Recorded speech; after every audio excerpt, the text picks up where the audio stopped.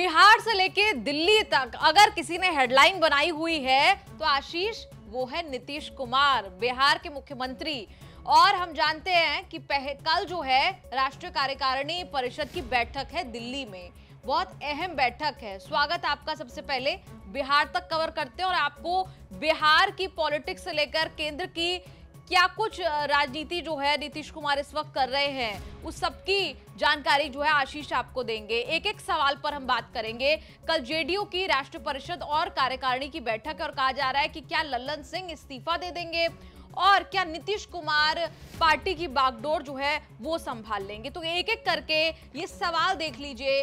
क्या विधानसभा भंग करेंगे नीतीश? ऐसे और भी सवाल है। क्या नीतीश एनडीए का हिस्सा नहीं रहेंगे? सवाल क्यों आ रहे हैं सामने, ये भी इस पर भी हम बात करेंगे। लेकिन अगले सवाल की तरफ बढ़ते हैं। और भी कई सवाल है। रंजीत एक बार सवाल दिखा दीजिए। क्या फिर बढ़ा रहे हैं बीजेपी से करीबी नीतीश कुमार और लगातार आरोप लगते रहे नीतीश कुमार पर, कभी भी गेम उनकी पलट जाती है और इस तरफ से उस तरफ उस खेमे में वो बढ़ जाते हैं। सबसे पहले सवाल का जवाब आपसे जानना चाहेंगे आशीष, क्या नीतीश जेडीयू अध्यक्ष बनेंगे कल? देखिए, आपने शुरुआत जैसे की कहा जाता है कि देश के सियासत में बवाल है, एक बार फिर से केंद्र में नीतीश कुमार है। तो सच बात ये बात सही है कि नीतीश कुमार इन दिनों जो उनका बॉडी लैंग्वेज रहा है, जिस तरीके से वो पिछले 2-3 दिनों से बिहेव कर रहे हैं, जब भी लल्लन सिंह को लेकर के सवाल पूछा जाता है तो वो कन्नी काट जाते हैं। अब ये देखना दिलचस्प होगा। सबसे बड़ा सवाल ये कि लल्लन सिंह को वो हटाना क्यों चाह रहे हैं, या फिर ये सवाल क्यों लल्लन सिंह इस बात को जी। और हमारा अगला सवाल भी यही था, क्या नीतीश जेडीयू अध्यक्ष बनेंगे? और दूसरा उसी से जुड़ा सवाल ये कि क्या लल्लन सिंह इस्तीफा दे रहे हैं? क्योंकि देखिए, बीते 2-3 दिनों से जेडीयू नेताओं के आप बयान सुनेंगे, इस बात को वो खारिज करते आए हैं। लल्लन सिंह जब भी मीडिया के सामने उन्होंने बयान दिया, इस बैठक को लेकर के भी उन्होंने कहा कि इस तरह की कोई बात नहीं है और इस्तीफा जब भी देंगे तो पत्रकारों से। और आज 1 घंटे की बैठक हुई है, ये भी बता दीजिए। दोनों नेताओं की 1 घंटे की मुलाकात हुई है, लेकिन मीडिया से बचते रहे। मीडिया फ्रेंडली है नीतीश कुमार, लल्लन सिंह दोनों, लेकिन जब बच रहे हैं तो कुछ न कुछ जो है कहते हैं ना कि जहां धुआं है वहां आग जरूर है। तो नीतीश कुमार और लल्लन सिंह दोनों बच रहे हैं। जाहिर सी बात है कोई ना कोई एक बड़ा फैसला निकल करके सामने आएगा।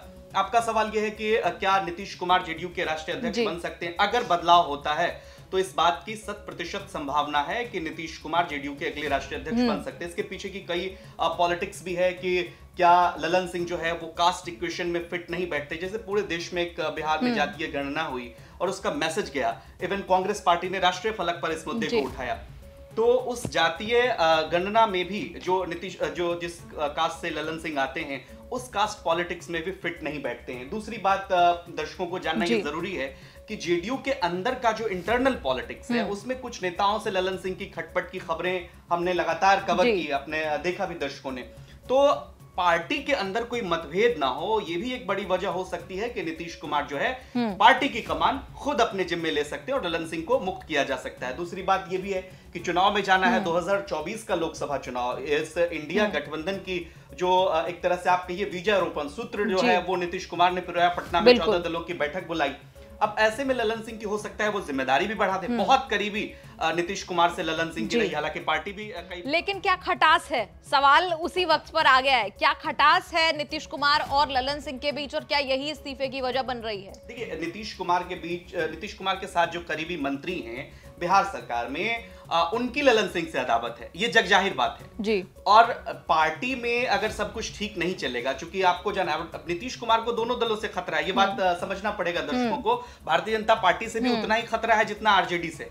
अगर नीतीश कुमार राष्ट्रीय अध्यक्ष बनते हैं किसी भी संभावित टूट में, जिसमें लगातार कभी ये खबरें चली कि लल्लन सिंह ही पार्टी को तोड़ सकते हैं, तो किसी संभावित टूट को देखते हुए नीतीश कुमार अपने अंदर खुद अगर कमान संभालते हैं, पार्टी की कमान खुद संभालते हैं नीतीश कुमार, तो इस बात की संभावना है कि वो पार्टी में अभी जो उनके विधायक हैं उसको वो बचा ले सकते हैं। और जिस तरह से वो सत्तासीन है इतने दिनों से लगातार, ये देखिए नीतीश कुमार की काबिलियत भी है कि कुर्सी वही रहता है, चेहरे भी नहीं बदलते हैं, कुर्सी पर भी नीतीश कुमार हमेशा बैठे रहते हैं। तो ये उनकी काबिलियत माननी पड़ेगी और पार्टी में संभावित टूट को देखते हुए इस बात की संभावना जताई जा रही है। जैसा कि एक पॉइंट मैंने कहा कि कास्ट इक्वेशन में भी फिट नहीं बैठ रहे हैं नीतीश कुमार, कास्ट इक्वेशन में भी फिट बैठ रहे हैं। पार्टी के अंदर जो इंटरनल मतभेद है उसको भी बुला सकते हैं नीतीश कुमार। तो इन सब चीजों को देखते हुए अगर पॉइंट टू पॉइंट बात करें और सवाल जो हमने शुरुआती सवाल लिया था उसका जवाब जानना चाहें क्या नीतीश कुमार जेडीयू अध्यक्ष बन सकते हैं? उसके पहले इस सवाल का जवाब ले लेते हैं। क्या लल्लन सिंह कल इस्तीफा देने वाले हैं? इसकी संभावना कितनी है?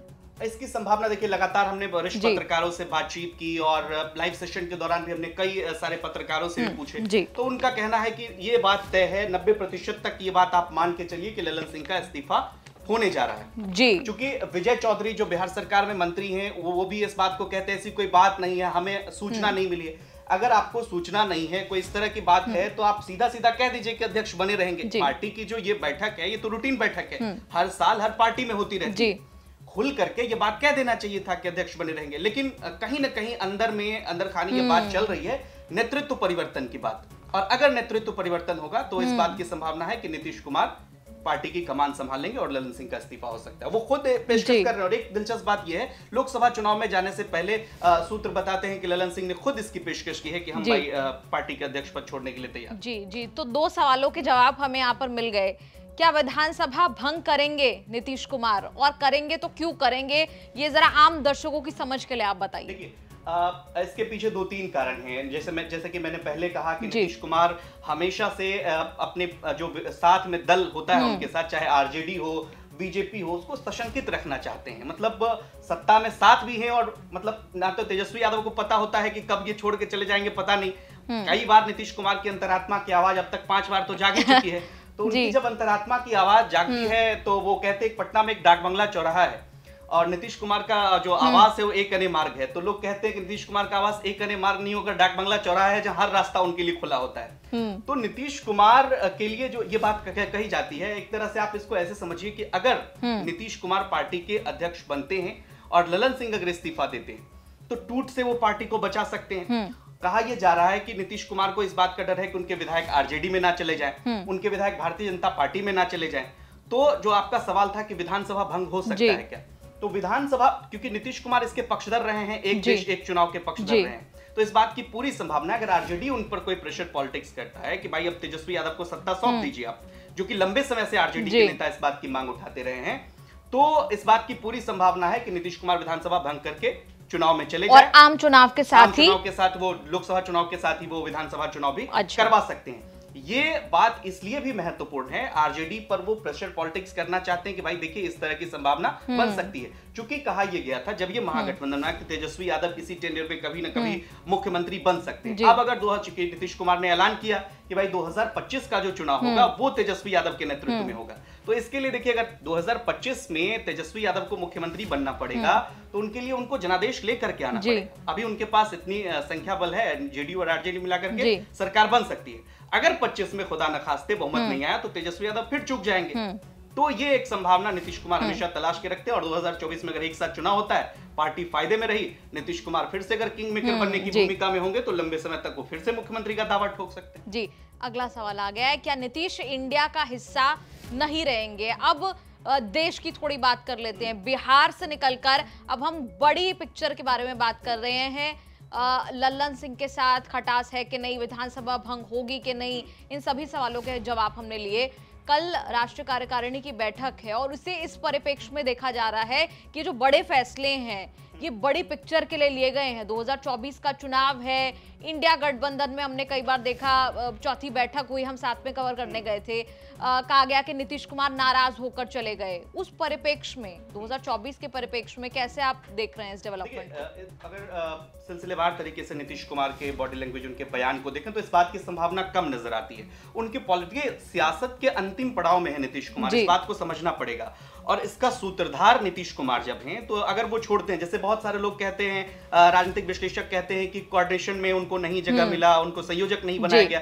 अरे भाई, जो आदमी 17 साल से मुख्यमंत्री है, उनको कोऑर्डिनेशन के लिए, संयोजक बनाने के लिए संयोजक जैसा पद उनके लिए कुछ भी नहीं है। और अगर एक बात बताइए, पंजाब में अगर अरविंद केजरीवाल और कांग्रेस पार्टी के बीच समझौता होगा तो नीतीश कुमार क्या करेंगे? ममता बनर्जी और लेफ्ट में बंगाल में समझौता होगा तो नीतीश कुमार क्या करेंगे? केरल में लेफ्ट और कांग्रेस पार्टी में समझौता होगा तो नीतीश कुमार क्या करेंगे? ऐसे में संयोजक पद की भूमिका इस अलायंस में मुझे नहीं लगता कि उतनी बड़ी बढ़ा चढ़ा करके जो इसको पेश किया जा रहा है उतनी बड़ी नहीं हो जाती। लेकिन एक चीज और, अभी हमने देखा कि केसी त्यागी जेडीयू के नेता हैं, नीतीश कुमार के नेता हैं, उनका बयान आया था कि जब पहले से ये बात तय थी कि पीएम रेस में जो है कोई पीएम दावेदार का नाम नहीं लिया जाएगा, पहले चुनाव लड़ेंगे फिर सोचेंगे सारी बात, चेहरों की लड़ाई में नहीं पड़ेंगे। तो फिर उन्होंने नाराजगी इस बात पर जताई। तो फिर दो ऐसे मीटिंग में, बैठक में दो ऐसे प्लेयर्स क्यों उठ खड़े हुए और उन्होंने क्यों कह दिया कि जी मल्लिकार्जुन खड़गे को आप पीएम का दावेदार आप बना दीजिए या फिर पीएम प्रोजेक्ट कर दीजिए इंडिया अलायंस की तरफ से। नाराजगी तो दिखी जेडीयू में पीएम वाले नाम को लेकर। देखिए, जेडीयू में हमेशा से दो धड़ा रहा है। जेडीयू जो जनता दल यूनाइटेड जो है, ये ऐसी पार्टी है जिसके कार्यकर्ता जमीनी स्तर पर अभी भी आरजेडी के साथ उतने मिलके नहीं है। ऊपरी गठबंधन है, दो दलों का मिलन है, दिलों का मिलन नहीं है। इस बात को समझना पड़ेगा। नीतीश कुमार जब 2005 में सत्ता से हुए, थोड़ा सा बैकग्राउंड अपने दर्शकों को समझाना चाहेंगे, तो वो आरजेडी के विरोध में ही सत्ता में आए थे नीतीश कुमार। तो अभी भी देखिए, महागठबंधन की जो सरकार, इससे पहले की सरकार चल रही थी, आरजेडी के विरोध वाली ही सरकार चल रही थी, कार्यकर्ताओं का दिल नहीं मिला। लेकिन केसी त्यागी ऐसे धड़े के नेता हैं जो हमेशा से एनडीए के पक्षधर रहे हैं। इस बात को कहने में कोई गुरेज नहीं। हमारे स्टूडियो में भी आए थे तो तारीफ करके गए थे एनडीए के कई नेताओं की, और उनकी अच्छी खासी पैठ भी है एनडीए के नेताओं में अभी फिलहाल। लेकिन थिंक टैंक है पार्टी के, ये बात मानना पड़ेगा। केसी त्यागी जब ये बात कह रहे हैं तो वो मजे हुए पॉलिटिशियन, वो जान रहे हैं कि एक तरफ अपार जन समर्थन के साथ नरेंद्र मोदी जैसे व्यक्ति सत्ता में बैठे हुए हैं, उनके सामने आप कोई फेस को आगे करके चुनाव नहीं जीत सकते। ये बात तय हो चुका है। विधानसभा चुनाव के भी हमने परिणाम देख लिए, 5 राज्यों के, एक अगर तेलंगाना की बात अगर छोड़ दे तो कहीं ना कहीं इस बात का उनको एहसास है। फेस को आप आगे करके नरेंद्र मोदी को चुनौती नहीं दे सकते। आप क्या कहते हैं, कोई रोड मैप बनाइए, कोई एक साझा कार्यक्रम बनाइए, कोई एक रोड मैप जब तक आप तैयार नहीं करेंगे तब तक, इस बात का जिक्र केसी त्यागी ने कई जगहों पर किया है। तो इसलिए वो नहीं, चूंकि अब नीतीश, हर व्यक्ति की महत्वाकांक्षा होती है, और केसी त्यागी जब बैटिंग कर रहे होते हैं तो निश्चित रूप से नीतीश कुमार के लिए करेंगे, और नीतीश कुमार को लंबे समय से पीएम पद के लिए प्रोजेक्ट किया जाता है। ऐसी बात नहीं है कि जेडीयू में उनकी अगर हैसियत अभी 17 सांसदों की है तो प्रधानमंत्री नहीं बन सकते हैं। इस देश ने गुजराल को देखा, इस देश ने कई ऐसे प्रधानमंत्री को देखा जो कम सीट पर भी मतलब अपनी दावेदार रखते हुए वहां तक पहुंच गए। तो इस बात की संभावना है। अगर आप पहले से ही नीतीश कुमार को नाराज कर देंगे, एक ऐसे नेता है नीतीश कुमार जो उत्तर से लेकर के दक्षिण तक हर राजनीतिक दलों को एक किया, पॉलिटिकल आइस ब्रेक जिसको कहते हैं, इस पूरे इंडिया गठबंधन में अगर किसी नेता ने किया है तो उसका नाम नीतीश कुमार है। आप उस नेता को नाराज कर देंगे अगर, तो फिर दिक्कत हो जाएगी। केसी त्यागी इस बात की हमेशा से वकालत करते रहे हैं। तो मुझे लगता है कि इसमें, इस बात में उनमें दम भी है कि आप ऐसे समय में चुनौती देने जा रहे हैं। 2 से 3 महीने का वक्त बचा है अब, और अगर फेस टू फेस अगर आप बात कर ले, नरेंद्र मोदी के सामने आप कोई चेहरे की बात कर ले, तो वहां पे दिक्कत हो सकती है। और इसलिए केसी त्यागी इस बात को उठाते रहे हैं। और मुझे लगता है कि प्रेशर पॉलिटिक्स, जो मैंने पहले भी कहा कि आरजेडी पर एक दबाव बनाने की, आरजेडी के भी नेता, कई नेता नीतीश कुमार को पीएम पद के रेस में बताते रहे, उनके पीछे की भी पॉलिटिक्स है कि वो तेजस्वी यादव, अगर नीतीश कुमार केंद्र की राजनीति में जाते हैं तो तेजस्वी यादव यहाँ सीएम बन जाएंगे। लेकिन अगर नीतीश कुमार के बयान को आप देखें, लंबे समय से इस बात को वो नकारते रहे हैं कि उन्हें कुछ नहीं चाहिए। और इस बैठक में, चूंकि हम लोग जब कवर कर रहे थे तो अंदर खाने से ये खबर आई कि नीतीश कुमार कह रहे हैं पहले सीट शेयरिंग की बात कर लीजिए। भाई, हमारे एमपीज ही नहीं रहेंगे, एमपीज नहीं जीतेंगे तो फिर बना करके क्या करेंगे। प्रधानमंत्री की बात मल्लिकार्जुन खड़गे भी कहते नजर आए। और जो हमारा सवाल था, क्या इंडिया गठबंधन से, जो हम देखते रहे हैं कि बिहार की राजनीति में गुलाटी तो मारते रहे हैं नीतीश कुमार, आप अनप्रेडिक्टेबल हैं उस मामले में कि कब, अंतिम समय तक। जी, और इसीलिए कल की बैठक को लेकर इतने कयास लगाए जा रहे हैं, इतनी बातें कही जा रही हैं कि क्या इस्तीफा हो जाएगा, क्या वो ही पार्टी को अब संभालने वाले हैं। तो सवाल जो हमारा था, मूल सवाल ये कि क्या इंडिया गठबंधन से क्या रास्ता जो है अपना नाप लेंगे नीतीश कुमार, क्या बाहर हो जाएंगे, ऐसी कोई स्थिति बनती नजर आ रही है। इसीलिए राहुल गांधी का फोन भी जाता है मुख्यमंत्री नीतीश कुमार को, मल्लिकार्जुन खड़गे से भी बातचीत होती है, और कांग्रेस पार्टी का जो रुख रहा है, ये देखिएगा पिछले 2-3 दिनों पे अगर आप गौर करें तो राहुल गांधी की बिहार के कांग्रेस नेताओं से भी बातचीत होती है, खड़गे भी होते हैं, सॉफ्ट रुख रख रहे हैं अब। और कांग्रेस पार्टी भी नहीं चाह रही है। देखिए, पैन इंडिया पार्टी अगर विपक्ष में कोई है तो कांग्रेस है, और कांग्रेस पार्टी इस मुहाने पर आकर के कहीं नहीं चाहेगी कि नीतीश कुमार उनसे दूर चले जाए। तो इस बात की संभावना, क्या नीतीश बढ़ा रहे हैं बीजेपी से करीबी, ये एक अंतिम सवाल है यहाँ पर, दर्शक जानना चाह रहे हैं। देखिए, नीतीश कुमार जो है वो मजे हुए खिलाड़ी हैं राजनीति के, उनको कोई नहीं समझ सकता। अंतिम मोमेंट पे नीतीश कुमार कौन सा फैसला ले लेंगे कहना मुश्किल है।